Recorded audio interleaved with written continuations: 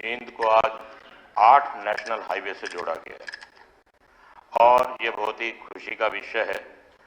लेकिन दुर्घटनाओं को देखते हुए जींद के अंदर एक ट्रामा सेंटर बनाया जाए ताकि जो भी व्यक्ति एक्सीडेंट होता है उसको चिकित्सा का लाभ मिल सके। और इसी प्रकार से और लुवास का रीजनल सेंटर भी अगर जींद में दिया जाए, क्योंकि पशुपालक जींद में बहुत ज़्यादा हैं और इस तरफ भी ध्यान दिया जाए। और अध्यक्ष महोदय, मैं वहीं 8 नेशनल हाईवे से जींद को जो जोड़ा गया है और रिंग रोड, आधा रिंग रोड बना हुआ है और आधा रिंग रोड को और बढ़ाया जाए ताकि उपाध्यक्ष महोदय शहर की Narwana road, Rohtak road via Julani, Sangatpura, Ikkas, Bhiwani road पर रिंग रोड का निर्माण हो सके, जो बहुत ही आवश्यक है। वहीं पर आज मैं आपको बताना चाहूंगा कि चौधरी रणबीर सिंह यूनिवर्सिटी जो जींद में है और इस पर 100 करोड़ रुपए की लागत से लगभग कार्य चल रहा है। और वहीं पर एक ये कहूंगा कि नियमित रूप से भर्तियां ना होने के कारण विश्वविद्यालय के विकास में थोड़ी सी बाधा बना हुआ है। और वहीं पर भी लॉ कॉलेज भी अगर जींद में आ जाता है तो इसके लिए भी ये कहूंगा कि शिक्षा के जगत में जींद का तो मुझे बोलने का अवसर दिया गया। इन बातों पर थोड़ा गौर किया जाए। बहुत बहुत धन्यवाद। श्री नीरज शर्मा जी।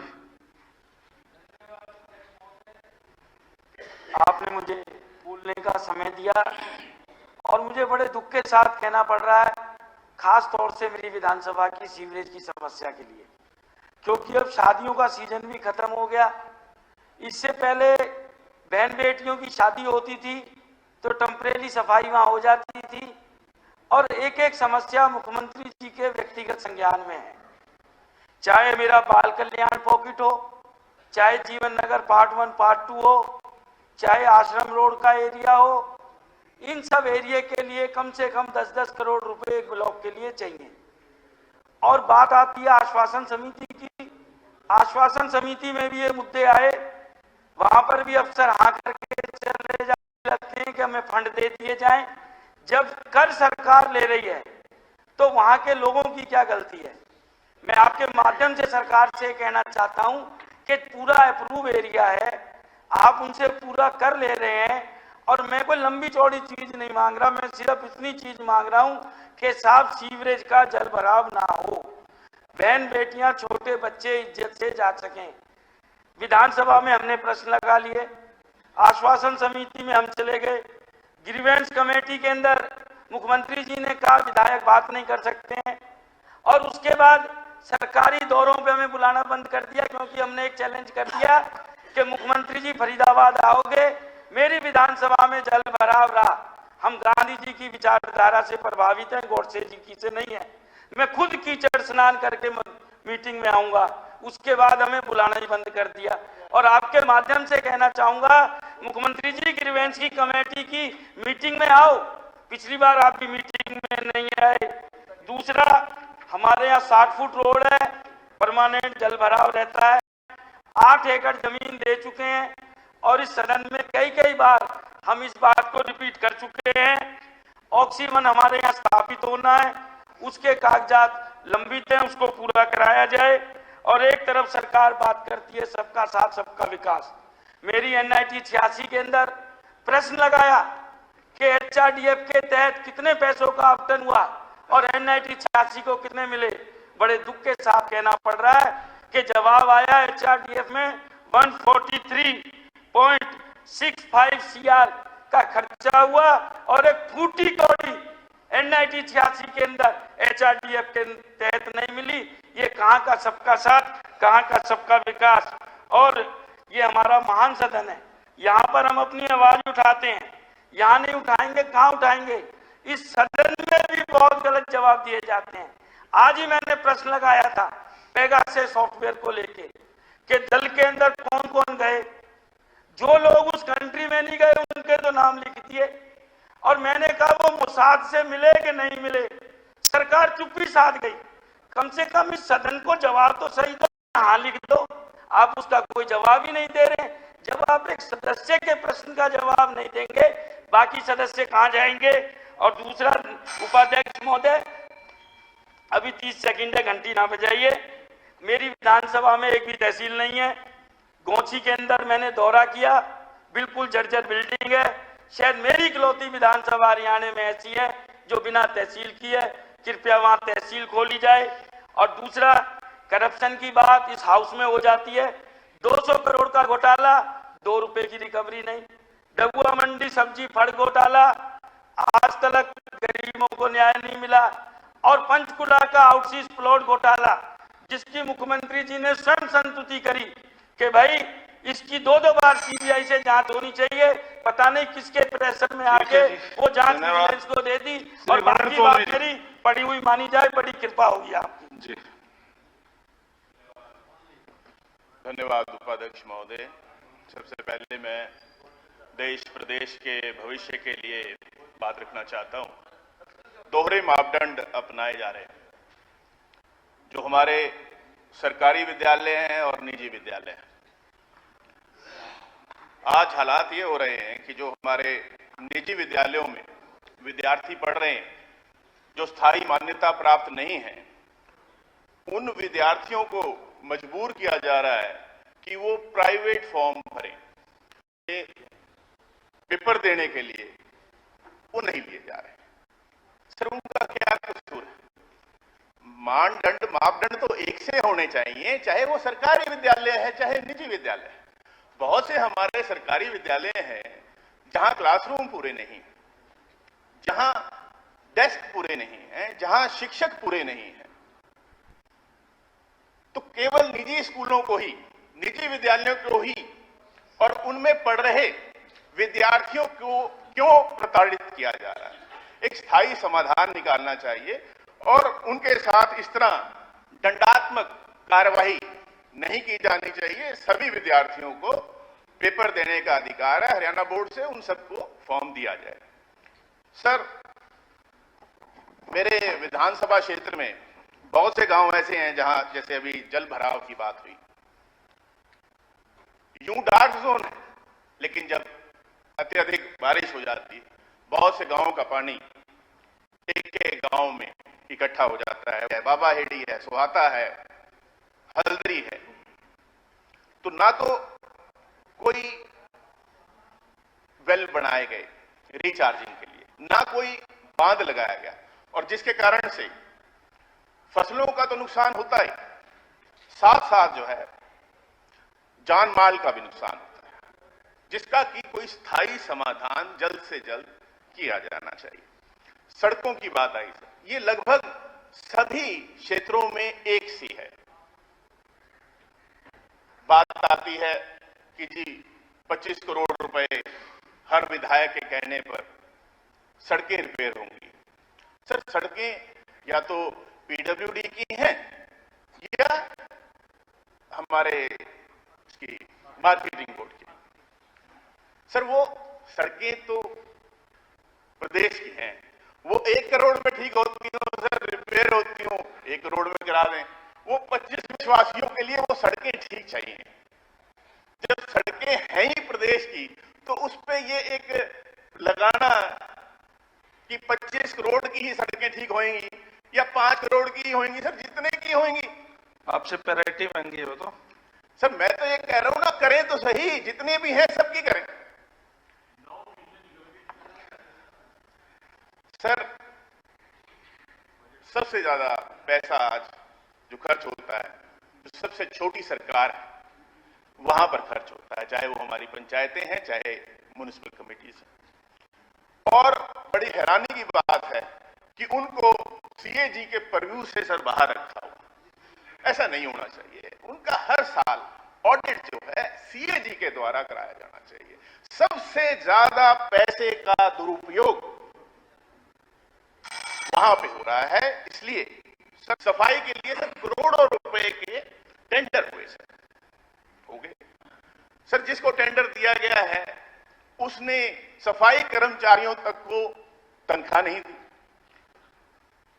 2 ट्रालियां हैं सर, केवल 1 ट्रैक्टर 2 ट्रालियां पूरे म्युनिसिपल कमेटी के लिए, धन्यवाद, करोड़ों रुपए में।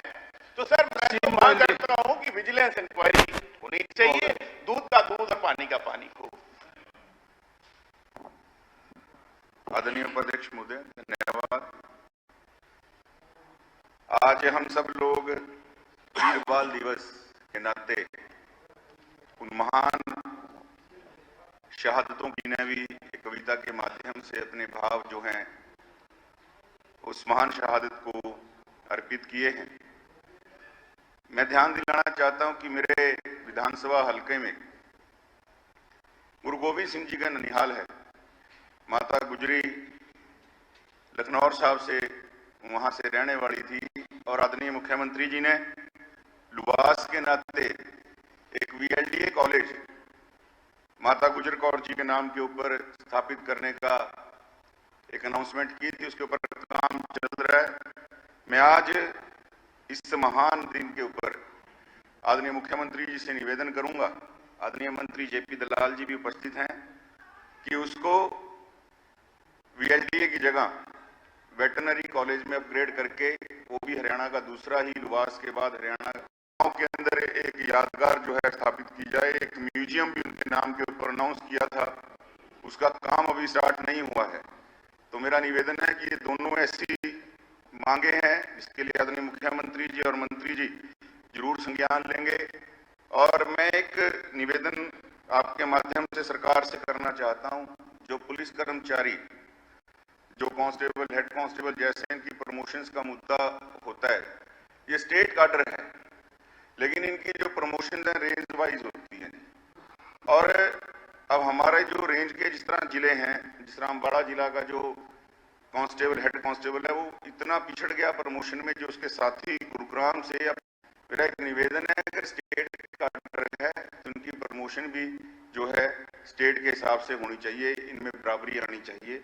और एक दूसरा मुद्दा मैं आपके ध्यान में लाना चाहता हूं, जो अर्चक और पुजारी हमारे मंदिरों में बैठते हैं और जो हमारे ग्रंथी साहिबान गुरुद्वारा साहब के अंदर होते हैं, इनको भी जो हम मदरसों के तर्ज के ऊपर जो मौलवियों को हम एक फाइनेंशियल हेल्प जो है सरकार द्वारा प्रोवाइड कराई जाती है, मेरा निवेदन है इन अर्चक पुजारियों को भी जो मंदिरों के अंदर हैं और इन ग्रंथी साहिबान को भी जो गुरुद्वारा साहब में हैं, इनको भी जो है फाइनेंशियल हेल्प जो है प्रोवाइड कराई जाए। आपने मुझे अपनी बात रखने का मौका दिया, आपका बहुत बहुत धन्यवाद। धन्यवाद। श्री शमशेर गोगी जी।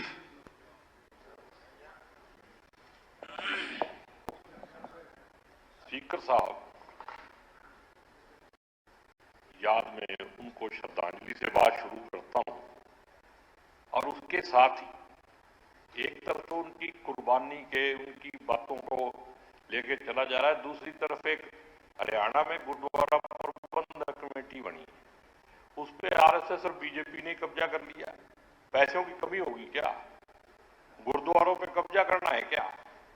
सारे के सारी मर्यादा तोड़ के ऐसे ऐसे लोगों को मेंबर बना दिया जो BJP के भी मेंबर हैं, RSS के भी मेंबर हैं। तो थोड़ा सा तरस कर लो, या तो श्रद्धांजलि ना दो या साफ नीयत से काम करो। गुरुद्वारा से जुड़े हुए नहीं है क्या वे? मैं कह रहा हूं, बता दिया मैंने, आपको भी पता है, सब जानते हैं। नीयत साफ से काम करोगे तो तारीफ होगी, वरना छेड़ोगे तो तंगी होगी। पंजाबी हमारी हरियाणा में सेकंड लैंग्वेज है, लेकिन उसके साथ तो वहां हो रही है ना। तो टीचर हैं, अभी टीचर लगाने की एडवर्टाइजमेंट आई, उसमें पंजाबी टीचर लगाने की है ही नहीं। पंजाबी के सब्जेक्ट को ही कैप्ट में डाल दिया गया। करनाल जिले में मुख्यमंत्री जी के यहाँ 21 स्कूल में पंजाबी सब्जेक्ट को कैप्ट में डाल दिया। बिजली के ऊपर एडवांस कंज्यूमर टैक्स लगा दिया। मेरा 3000 का बिल है, उसके ऊपर 13,000 कुछ रुपये वो लगा दिए। अगर लोगों के पास तो 5 किलो दाने दे के गुजारा करने की बात कर रहे हो और उनसे एडवांस कंज्यूमर डिपॉजिट ले रहे हो, समझ नहीं आ रही कि सौदा क्या है। स्कूल में टीचर नहीं, जितने कर्मचारी हैं वो सारे के सारे धरने में बैठे हैं। करनाल में किसी सड़क से निकल जाओ, एक दिन आ जाओ आप स्पीकर साहब, आपको मैं घुमा दूंगा। वहां कोई भी सड़क खाली नहीं है धरने से। मुख्यमंत्री जी तो कभी कभी जाते हैं, इनको तो ऊपर ऊपर से ले जाते हैं, पुलिस वाले नजदीक ही नहीं लगने देते किसी को। गेस्ट टीचर, जिनको टीचर की सुविधा नहीं, उनको बेचारों को मैं बात भेज दिया, सारी सुविधाएं दे दो ना उनको, तो भेज दो कहीं भी। फिर तो अधिकार है, वरना गेस्ट टीचर तो गांव में लगाने के लिए, आसपास लगाने के लिए ही नियम बना था। बहुत सारी, एक एक्सटेंशन लेक्चरार लगे थे, अब वो 42-45 साल के हो गए। अभी जो HPSC की एडवर्टाइजमेंट में उनको भी लेक्चरार में ले लो, वो कहां जाएंगे बेचारे अगर वो हट जाएंगे तो? उनको तनख्वाह भी नहीं मिल रही पूरी, तो उसकी मदद करनी चाहिए। बच्चे हैं जिनको मान्यता नहीं मिली, जो फॉर्म नहीं भर पा रहे, 9वीं 10वीं के पेपर नहीं दे पा रहे, 5 लाख से 5.5 लाख बच्चों के भाग्य। मैं कहता हूं इसका फैसला करो, जिसको नहीं देनी उसको खत्म करो और जिसको देनी है उसको दे दो।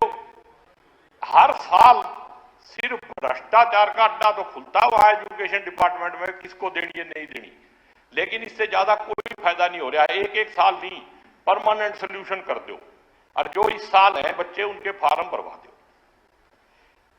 PWD में जाओ तो कहते जी पैसे नहीं, मगर अभी गुरुद्वारा प्रबंधक कमेटी वाले माल आएगा ना, फिर सड़कें बनेगी। वो कहते जी एक भी सड़क नहीं, पिछले 9 महीने का बजट हो गया, एक सड़क नहीं। अभी तो जनाब रह रहे 5 मिनट मांग रखे मैंने पहले, मांगे से असंत के अंदर वेटरनरी हॉस्पिटल नहीं बन रहा, अड्डो रोड़ा नहीं बन रहा, सड़कों के ऊपर जानवर पड़े हैं। 10 करोड़ रुपया मंत्री जी ने भेजा था, स्टेडियम बनाने के 5 करोड़ भेजे थे, कोई नक्शा ही नहीं बनता। अभी मैंने अस्पताल का क्वेश्चन लगाया था, कह रहे जी नक्शा मैंने थोड़ी बनाना है, नक्शा तो आपने ही बनवाना है। अगर नीयत ठीक होगी तो एक दिन में बन जाएगा, नहीं तो फिर कई साल तक श्री जगदीश चलेगा। और एक हो गया बेटा, गोगी होगा साहब, तो आप गोगी साहब बाकी बैठ रिटर्न में जाओ, दे दो। अब मेरा नंबर है। आप दे दो रिटर्न में, कोई बात नहीं। अध्यक्ष महोदय, मेरा समय, गोगी साहब ये अब आपका समय नहीं है, मेरा समय है। कुर्सी से उनका टाइम जाना है। मुझे बोलने के लिए कहा गया है। आप रिटर्न में दे दो। अध्यक्ष महोदय, आपने 0 वर्ष में मुझे बोलने के लिए मौका दिया, मैं आपका धन्यवाद करना चाहूंगा।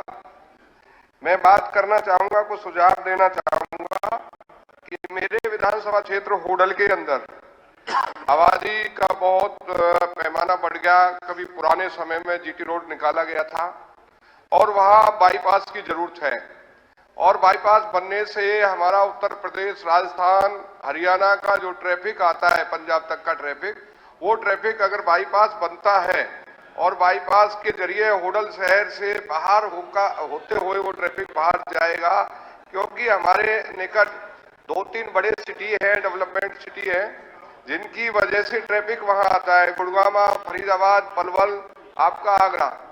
और ट्रैफिक अगर होडल के चारों तरफ से जाएगा तो होडल के वहां आम आदमी को भी जो दिक्कतों से सामना करना पड़ता है उससे भी निजात मिलेगी। स्कूली बच्चों को समय पे पहुंचने में उनका समय बर्बाद होता है, उससे निजात मिलेगी। बीमार व्यक्ति ट्रैफिक में फंसे रहते हैं, उनसे निजात मिलेगी। इसी प्रकार से आज हसनपुर महोदय जी का मैं बहुत जोरदार तरीके से दिल से स्वागत करना चाहूंगा कि उन्होंने एक छोटे से शब्द में कहा था, एक शादी समारोह में गए थे होडल, कि आपका हसनपुर का पुल बनाऊंगा। आज वो बहुत सदियों से मांग चली आ रही थी, आज वो पुल बनने जा रहा है, पुल बन रहा है। लेकिन वहां बाईपास की जरूरत है, क्योंकि शहर के ऊपर से ट्रैफिक, इसका कारण है कि जेवर एयरपोर्ट हमारे वहां से 20-25 किलोमीटर रह जाएगा। अगर यमुना नदी पर पुल बनता है, पुल बन रहा है, तो ये सड़क वहां से जब गुजरेगी तो लोग उत्तर प्रदेश से और हरियाणा से ज्यादातर लोग वहां से गुजरने का काम करेंगे। वहां हसनपुर में बाईपास बनना इसलिए अति आवश्यक है। मेरा आपसे अनुरोध है, वहां बनाया जाना चाहिए। और मैं बात कर रहा था अभी सड़क, बड़े गांवों में सीवरेज व्यवस्था के तहत माननीय मुख्यमंत्री जी ने 40-50 करोड़ रुपए देकर महाग्राम योजना के तहत गांवों को शहर जैसा दर्जा बनाने का काम किया। मैं धन्यवाद करता हूं, लेकिन वहां थोड़ी सी और जरूरत है। उन गांवों में पाइपलाइन के जरिए जो पानी की पाइपलाइन हमने बिछाई है, सरकारी जो रास्ते हैं वो क्षतिग्रस्त हो गए, उनको बनाने के लिए कोई अलग से फंड देकर ये बड़े गांव है, 15-20 आबादी के गांव है, जैसे सौंद है, खांबी है, औरंगाबाद है, बिडुकी है, बंचारी है, दीगोट है, होडल भी इसमें 50 से 80 हजार आबादी का शहर है, हसन भी 15-20 से आबादी का शहर है। इन गांवों में निश्चित तौर पर इनके रास्तों के सुधार के लिए और राशि का प्रबंध किया जाना चाहिए ताकि जनहित में विकास में हमें और आगे बढ़ने का मौका मिले। दूसरा, 4 मार्गी सड़क है। आज पॉपुलेशन बढ़ गई है, बहुत पुराने समय में सड़कें बनी हुई हैं, जैसे होडल टू पुनाना, होडल से नूर रोड, हसनपुर से होडल, हसनपुर से बामनी खेड़ा रोड, इनको 4 मार्गी बनाने के लिए मैं सरकार से अनुरोध करता हूं, ये 4 मार्गी बननी चाहिए। और बारात घरों की, माननीय मुख्यमंत्री जी, अंत्योदय योजना के तहत मैं ये बहुत बड़ा सुझाव दे रहा हूं। आज अगर जनता को जरूरत है, सिस्टम बदल गया सारा। पहले टेंट लगा के शादी कर लिया करते थे, आज सरकार अंधाधुंध पैसा दे रही ग्रामीण विकास के लिए। धन्यवाद। ये हर गांव में एक बारात घर सरकार की तरफ से बनाया जाना चाहिए, जिससे गरीब लोगों को शादी करने होगा जी, आप लिख में दे दो। और इसके तहत में 2-3 बातें और मेरी रह गई बस आप लिख के दे देना। सत्य प्रकाश राउत जी।